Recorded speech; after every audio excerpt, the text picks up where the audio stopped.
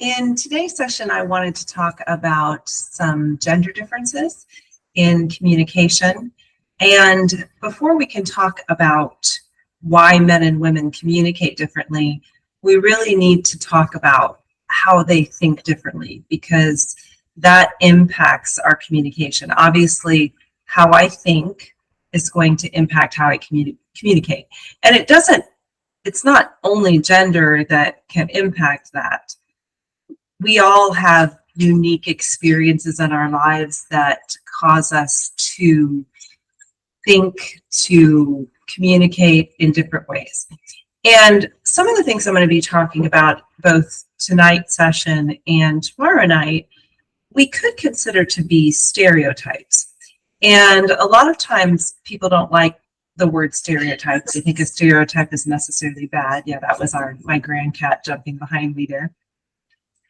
They think that stereotype is necessarily bad. Well, a stereotype is a collection of attributes we assign to a group of people.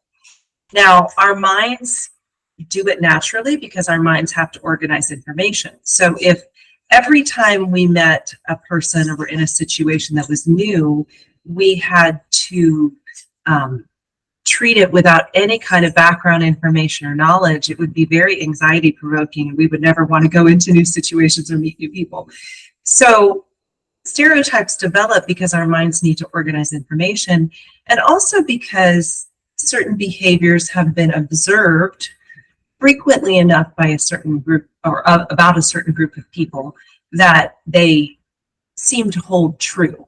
Now, stereotypes can be positive and can be negative. So whenever I talk about stereotypes, I always say, well, I've been a college professor, and there are positive and negative stereotypes about college professors.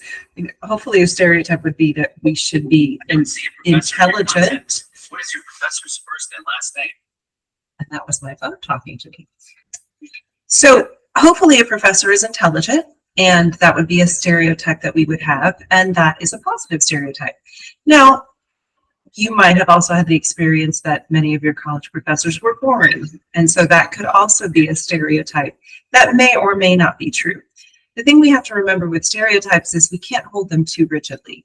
So while I am in some sense using stereotypes, these seem to be true for most men and most women. I'm not saying everyone, but most men and most women.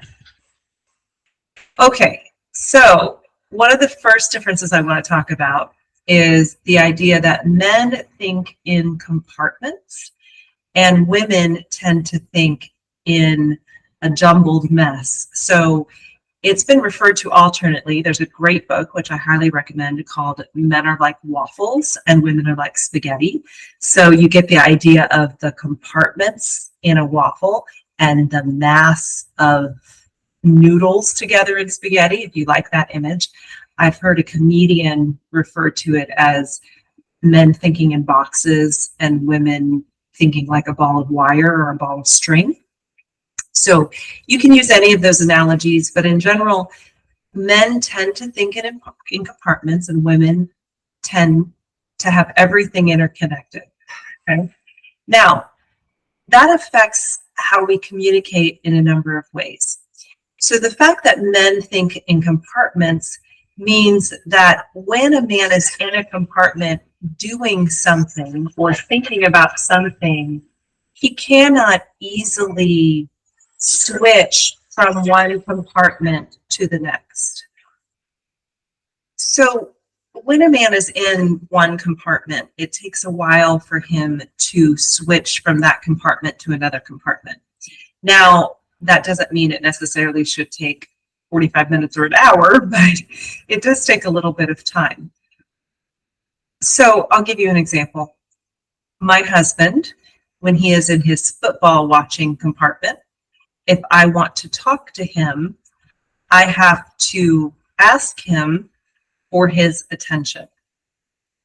Now, I also happen to enjoy watching football, so it's not like I'm not sitting there talking to him, but in some cases, I want to talk about something else. Maybe I'm busy doing something else and I need to ask him something. So I will say, honey, I need to talk to you about something. Can you give me your attention?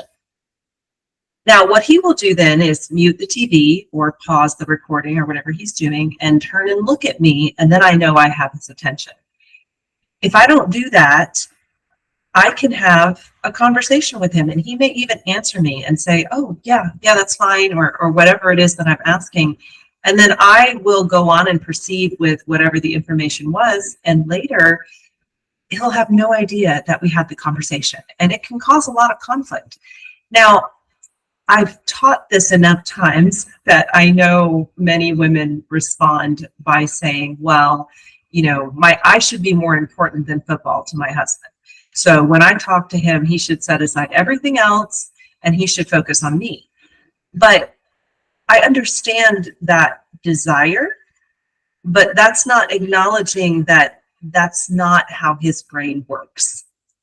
So you have to accommodate the way his brain works and give him time to switch from whatever box he's in to the box that you need him in order for you to be assured that you are successfully communicating with him. Another implication of men thinking in compartments is that men don't do well multitasking. They can multitask in a single compartment, but not generally across. If you ask your husband to do something or remind him to do something that is outside of the compartment he's currently in, he probably won't realize it, that you've reminded him, and most likely won't be able to do it. Another distinction of men thinking in compartments is that they have the ability to think about nothing. Now, I did a YouTube video about this and I got a lot of feedback. I had women saying, oh, if you ask a man what he's thinking about and he tells you nothing, well, that means that he doesn't trust you and doesn't want to share information with you. And that's possible. It does depend on the situation, right? So if I'm in a conflict with somebody, or with my husband in this case, and he's very quiet and I say, so what do you think about that? And he tells me nothing. Well, that's probably the case. Yes, he probably does not want to share his thoughts with me at that time, or he may not have had the time to really process what he's thinking and feeling. So he's not ready to share his thoughts with me at that time. But if we're sitting around and he has this dazed look in his eye, even if we're eating dinner together, it could happen, it could happen anytime. And I ask him, what are you thinking about? And he says, nothing. It is entirely possible for him to think about nothing. And for me to insist that he has to be thinking about something just creates conflict. I can't assume that he's just not telling me what he's thinking about, that he really has the capability of thinking about nothing. He has a nothing box.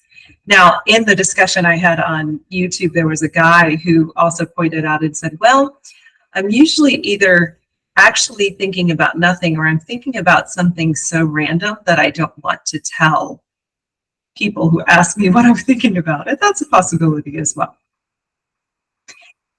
The way women think, though, is like spaghetti. So we think with everything interconnected in our minds. That means that, number one, we cannot stop thinking. I am so jealous of that nothing box. I really wish I had the ability to think about nothing. Sometimes I'm so tired of thinking. And I've had students ask me, well, what about if you do meditation or you do yoga or you do something where you're trying to clear your mind? And I'm not saying that it isn't possible. It might be for a woman to stop thinking, but I know for me, if I've been trying to clear my mind and focus on relaxation, let's say I'm thinking about clearing my mind and focusing on relaxation, I'm not thinking about nothing.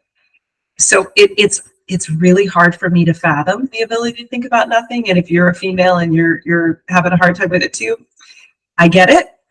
Just accept it. They're different. Men are different. So we think in spaghetti, and that means we generally, I just lost the word. We multitask better.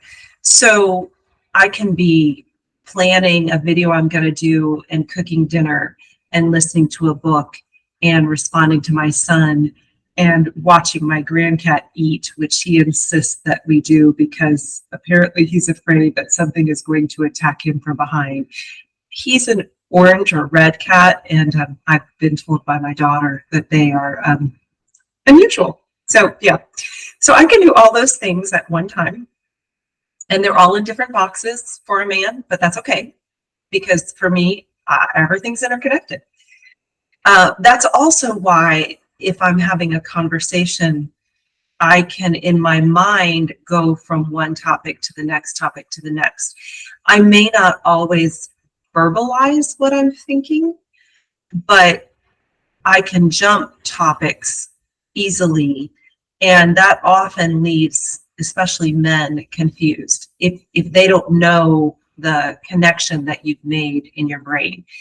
You could be talking about one topic and then jump to a completely different topic, and they are completely confused. Now, I'm not saying that men want you to explain the entire thing that's happening in your brain. I think I find it exhausting. I'm sure men find it exhausting to listen to, for me to tell them everything happening, but I might need to give a little bit of context. Oh, I was thinking about this, and that's what led me to this new topic that I have merged into. So we as women, we are more flexible in our communication because of our ability to have everything interconnected. Now, this is also why I suggest for everybody, regardless of if you're dealing with a marriage, if you're dealing with any kind of a relationship, to try to resolve conflict as soon as you can. There's the saying, don't go to bed angry. Now, that's not always possible, nor is it even always advisable. There are a number of conditions under which it might be worse to try to rush into resolving conflict the same day or right at the time where you would like to resolve it. However, I will say that especially in marriage, men sometimes need time to think about conflict, and women do too, but a man may take more time to think about it. He might get into that box and sit there for quite a while and think about all the different things that are involved in it, or he may not want to think about it. He might go into his nothing box and not be thinking about it at all.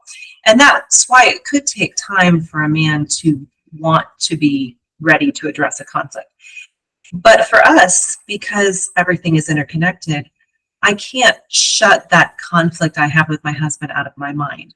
It's going to be constantly coming back to my mind. Not that I think about it all the time, but various things that I do are going to bring me back to that conflict. If I think about my husband, I'm going to think about the conflict.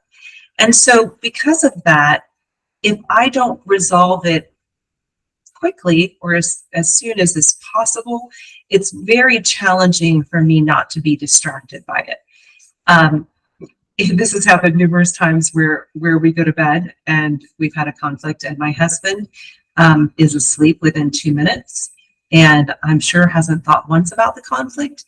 And I lay there awake thinking about the conflict, thinking about all the different aspects of the conflict, how I should address it, what I should say, how I should say it, maybe being upset about the conflict, and probably also being upset that my husband is laying there so peacefully sleeping while I'm laying awake thinking about this conflict. So, like I said, it's not always the best thing to do to address a conflict right away, depending on other factors, but it is very hard for us as women to let conflict go for days without it impacting us in numerous ways. And remember, for us, our emotions are also interconnected to everything. So that doesn't mean I have to be emotional about everything, but my emotions are going to intertwine with everything in my life, whereas it's not quite the same way with men. I'm not saying men only have an emotion box, that they're only going to experience emotions when they go into it, but their emotions can be more separated depending on the box they happen to be in. So tomorrow in my live session that I do, we're going to talk about some specific ways that these differences in thinking can lead to differences in how men and women communicate. And if you've been participating in my event, which by the way, it's not too late to join, you can use the link that I'll post in the video description to join the event and participate. We've been enjoying ourselves talking about different aspects of communication and conflict in relationships, and then also about gender differences.